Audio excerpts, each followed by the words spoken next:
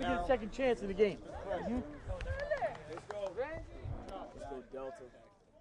Hi there, my name is Chris Douglas. I'm the head football coach, offense coordinator, and also coach quarterbacks here at MacMurray College in Jacksonville, Illinois. MacMurray, we're a Division III school here in Jacksonville. I've been here now 7 years, and we've had the opportunity to turn our program around. We inherited a program that had really hit the rocks and was probably one of the worst college football programs in the nation at the time, and now using some of the things that we're doing now to start have some success. Last 3 years we were 22-8, and the last 2 years we're 16-4. We're back-to-back 8-2 seasons with second place finishes in the upper Midwest Athletic Conference. So what I want to do today is show you a little bit of what we do out of some of our spread sets to try to get the ball on the perimeter. We're not a 21 personnel I formation turn and toss team, but our version of toss sweep is basically perimeter screens. And we like to mix those with some of our favorite inside runs to try to put the defense in a bind and make them wrong. If they're going to be heavy in the box, then we're going to throw the ball out on the perimeter if we've got the leverage and the numbers. If they are light in the box, then we're going to turn and run it. So first of all, what I want to do is I want to explain how we put things together. We have our base run plays, and then we have our base screen plays. And then eventually we marry those two up, and we put them together to give ourselves a run-pass option. Today is actually the day that we're on the grass in spring ball actually installing that. And so we've already put in our first few installs, we've put in some of these base run plays and base screens, and now today we get a chance to marry them up. So first of all, when we start off, like I said, we're going to show our guys install a base run play. So some of our favorite run plays to run with our RPOs. One is what we call pop. It's basically a one back power, but it's without the tight end. There's no kicker there. There's nobody to kick out the defensive end. So a lot of times in our conference we see a 42 front, so we base things a lot of times off of that look. If we're in our base spread look, we're just in a 2x2 alignment here, and we're going to put the back in an offset alignment to the same side of the play. All right. For us, when we call pop, if we're calling pop to the right, that's a base block. We're basically zoning off. If we're covered with a 3 and a 5 technique on the front side, we're going to base off and run those guys out. And then we're going to block back, and we're going to shuffle pull around for the guard. Right? Now, a lot of teams, they may leave this guy alone and read off of him and work up to the backer, but this is where our RPO comes into play. Just as the base run play, we're simply going to base this 5 technique out. If we do get some heavy pressure, then we got to get them cut off. We can't allow any penetration. And the reason, I'll explain the reason why we base this guy out instead of pinch hinging like you would on a base power. I'll share that with you here in just a second.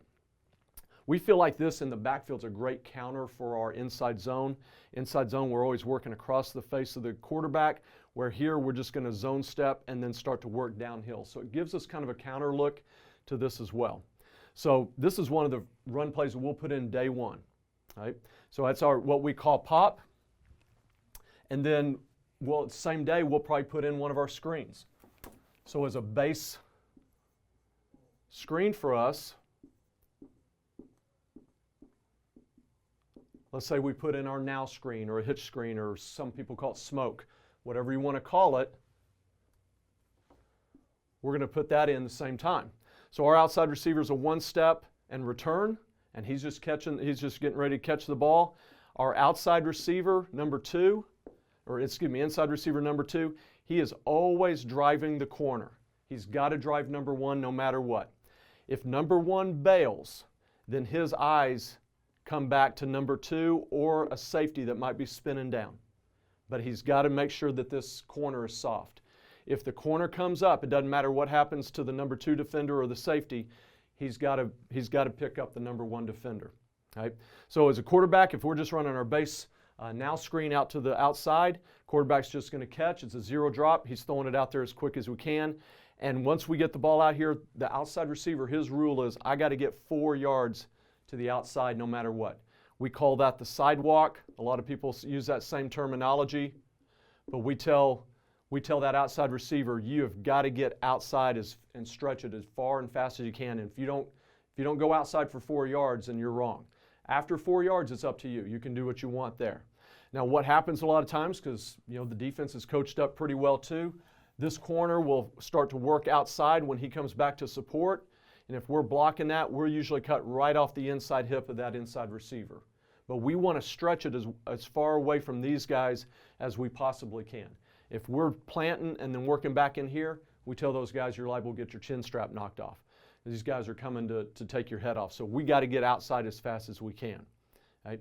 Now, one thing that we always build into our now screens is a backside beater.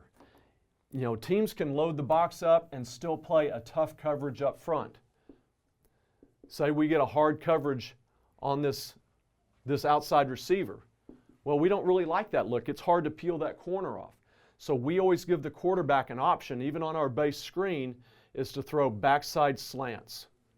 Right? So if we got 2 receivers on the backside, we're going to run a double slant. Right? Now we run our double slant in combination that marries up with each other. This is a skinny slant for us, and this is a fat slant, F-A-T, fat. Fat simply meaning he's going to be hard down the line and kind of flatter on his angle, where skinny, he's going to get a lot taller in his break, kind of like some people call a skinny post or a bang 8. We call it a glance route. It's the same thing, but we're just on 3-step timing here. So the inside receiver is driving 3 steps, and he's trying to work the inside shoulder, the number 2 defender, the alley defender, and then the outside receiver is working underneath him. So it creates a little bit of spacing for us, and also this is outside receiver is a little bit of a slower route, so we can come to that late. So if we get any type of look over here when we call this screen that we don't like, we can always come back to the backside slant. And then we swing, on just our normal screen, we'll swing that back away just as something to hold the linebackers in there. Okay? It helps hold that backside backer, so if we do throw the screen, there's a little bit slower pursuit getting back to them. Offensive line-wise, when we just call the screen, these guys are performing what we call mango protection. That means man and go. So they're aggressive bob. If we've got a shade, we're going to combo. We're going to aggressively attack on the line because it's a screen for the most part. We don't think the ball's being thrown downfield, so we don't worry if they're a step or 2 down the line of scrimmage. But once they get that shot, we're aiming to get hands down, and then we're simply working up the field, chasing the ball, so that if the ball gets popped out, we got extra offensive guys maybe recover a fumble, or we can peel someone off of a block and maybe be able to spring it down the road. So that's a base screen for us. And so the next step for us is simply to tie the 2 plays together. So this pop play for us to the right is called Tiger. The now screen to the right is called Thunder. I simply tie the 2 words together. If we say Tiger, Thunder, that tells the quarterback you either run Tiger or you run Thunder based on the numbers, based on the count. So if we've got a soft corner out here, and let's say we got a 2-high look, right, but we've got 6 in the box, quarterback's most likely, we know we're outnumbered on this play because we're going to bam it back here, we're going to scoop around. We're fanning this guy out because we know we're going to be throwing screen potentially off of this. That's why we don't pinch hinge that, because we could be throwing the slants or we could be throwing a screen. So I don't want that end screaming up the field and our quarterback taking a shot. Even if he takes it late, I don't really want him taking a shot. Also, because we don't send this offensive tackle up to the backer, because that's who we're going to keep in the count to determine where we want to throw that or we want to hand that ball off. Okay, so the quarterback just gets to decide what's the best look. If we've got 6 in the box, then his first thought is, can I throw the perimeter screen? If it's there, if he feels like he's got good leverage, good angles, he'll go ahead and throw the screen. For us, that's a little safer. If we don't like the leverage, let's say this alley defender is playing outside, we tell the quarterback, come back to the backside, particularly if you've got green grass, because they're playing 6. If they wanted to play too high and play a 41 box and play this guy in the alley, well, now the slant isn't there, but sure enough, our run is. Now we got 5 for 5. So it's really a simple math for us. In fact, you heard me say a 42 front. That's why we call it 42. We tell the quarterback, what's 4 plus 2? Equals 6. He knows on Tiger and Eagle, Eagle's the sister play of that going to the left, if it's 6, we're really outnumbered. Now, are there times where we'll run Tiger or Eagle into a 6-man box? Absolutely. And you usually have pretty good success. We average 4.3 yards a a carry on Tiger and Eagle last year. And a lot of those were against six-man boxes. We see a 42, at least 6 or 7 times a year as a base front. And so, that's something we're used to seeing, and it's very common for us. So sometimes we just get caught in just calling the base run play and with nothing else tagged. But our guys know if we've got that 6, we want to try to get it out to one of these areas.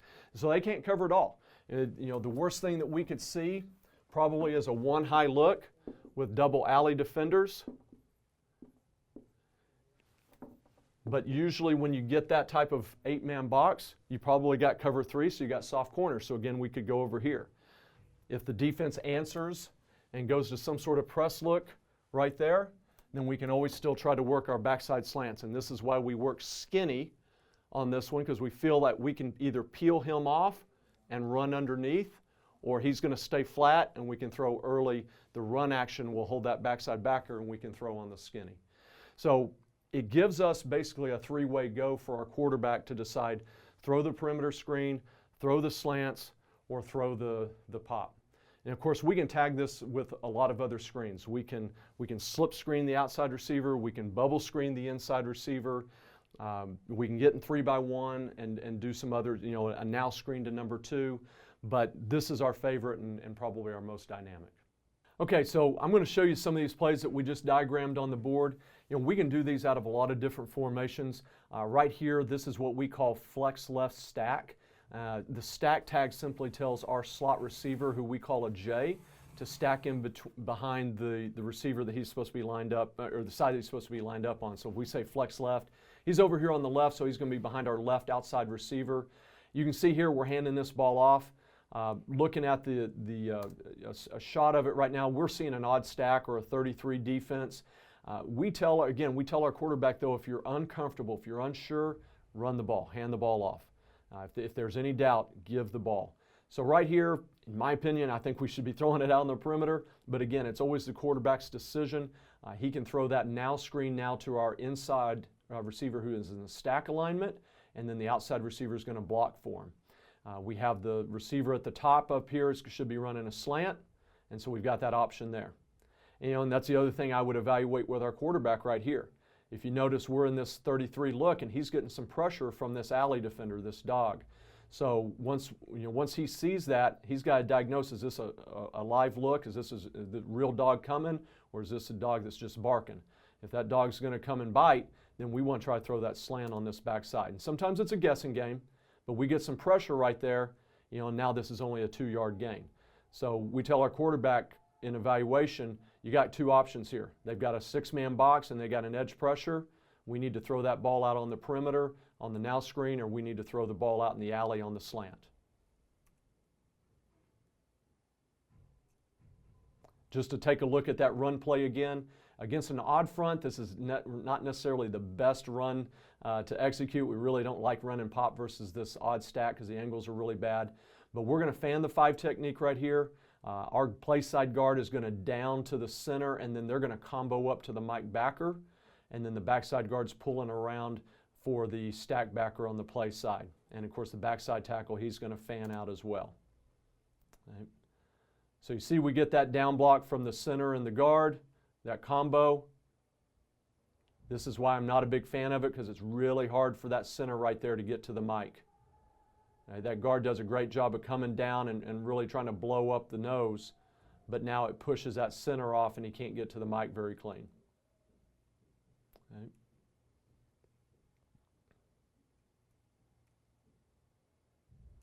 Okay, another good example. Now this is a slightly different play here where we're throwing the now screen actually to our number 2. I mentioned that on the board as an option, but go ahead and show that here.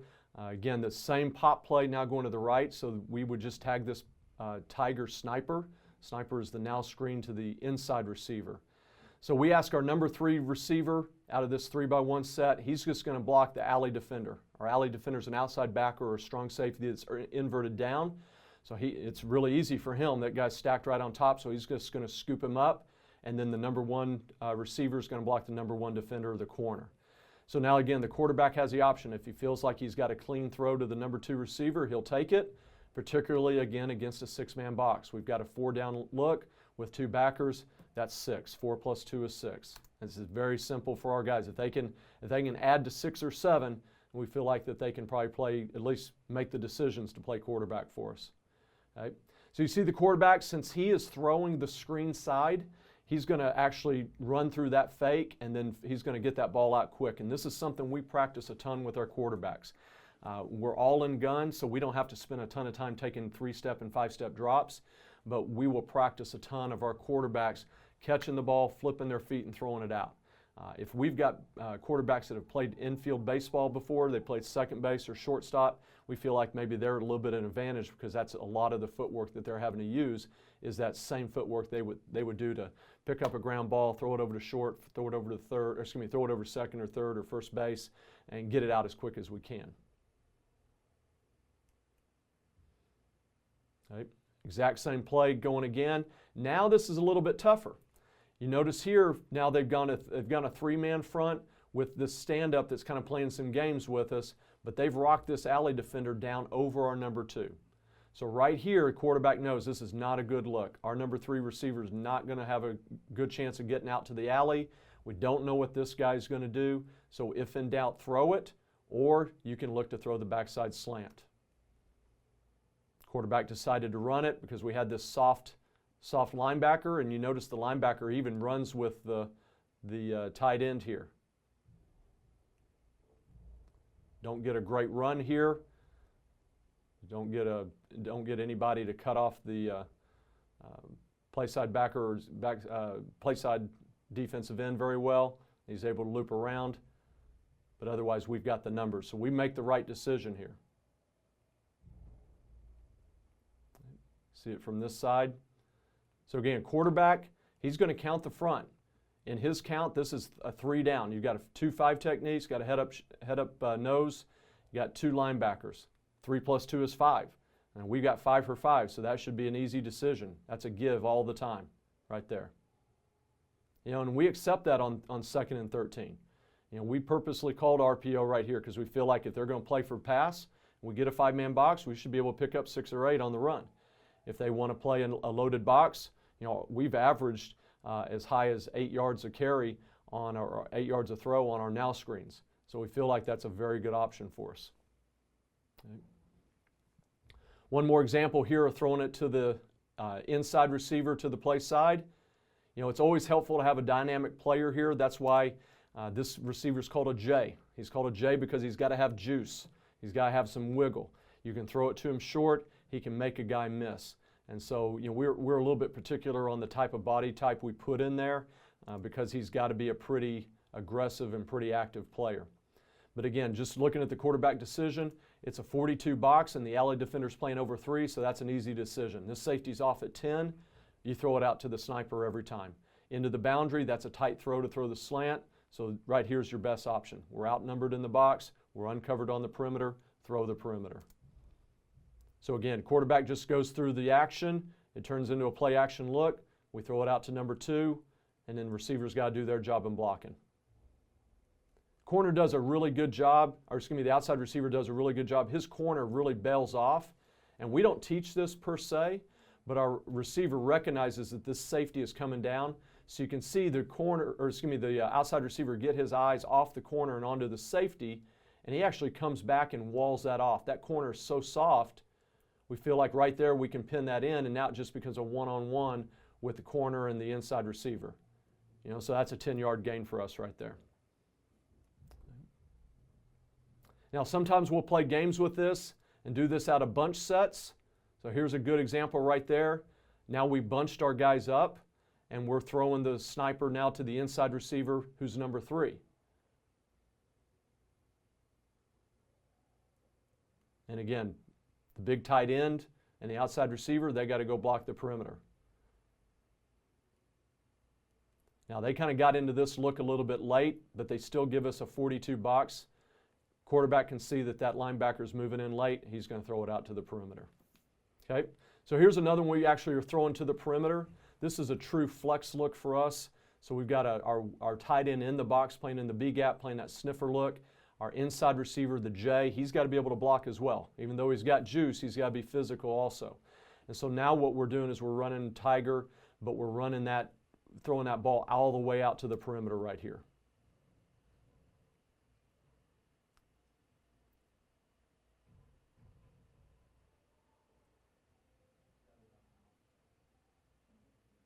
Right, so you can see here number 2 receiver is driving to the corner. Now right here I would tell him, read that corner. He backpedals 3 steps like this, we need to turn down to the safety right now. And really, because our outside receiver is athletic enough, he's able to slip the tackle of that alley.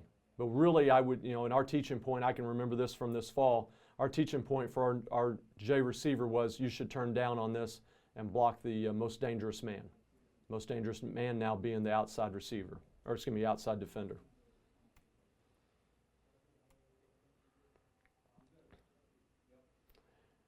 Here's another one going the other way, but we hand this off. So again, the count the box. Northwestern's typically a 32 team, and then they'll play games with it where their outside backers will play tight, and then sometimes they'll play back. Their inside backers will play up on the line of scrimmage, and sometimes they'll play back. But right here they're playing off for us. And so that's an easy decision. We're going to make a run call right there, or make a run decision. Right, so right here, we're still got the lightning called, but we got 32 box, we got 5. Now our guard decides to bounce this out. This is not something we really like to see right here. We'd like to see him turn inside. But if nothing else, we at least got hats on hats, and that's the most important thing when you're running this play. We got to get guys covered up. And you can see here, sometimes this kind of comes into looking like a counter. And you can see the action, the footwork of the running back. He's taking zone step first to cross the face of the quarterback to make it look like we're going zone to our right, defense's left, and then we turn this thing back. I know talking with some other coaches, sometimes they call this a counter for them. For us, we call it power just because of the back block by the center and the pull by the guard. One more I'll show here. And again, throwing it out to the perimeter. And this is what I love about it, because there's so few guys out there. If we get a halfway decent block, which I'm not sure even this block by the tight end is halfway decent, but he gets enough of them that it turns this into a 35-yard gain. And they decided, if you look at the front right here, they are loaded up. They got 4 down. They got an outside backer playing apex inside number 2. Quarterback's decision is easy. Throw it out to the perimeter. Now we just got to get a halfway decent block. And that run action holds everybody else. You can see the linebackers inside and the outside backer to the play side biting down on the run. And now you've got to get the ball to the perimeter, and you got to beat one guy. That's it. Very simple. We always try to remind our guys to stay awake on the backside. You notice here we're running backside slants. They've always got to stay alert. They don't get thrown that ball very often, but they've got to stay alert to the possibility of the pass, because the quarterback has the option of throwing that thing backside. So there you go. There's our pop to fast screen or now screen out on the perimeter. Gives our quarterback option to be able to hand the ball off versus a light box. Gives our quarterback the option to be able to throw it out on the perimeter if you've got some soft cover. And it gives him the option to throw double slants versus man cover or any type of hard cover by the corner on the screen side.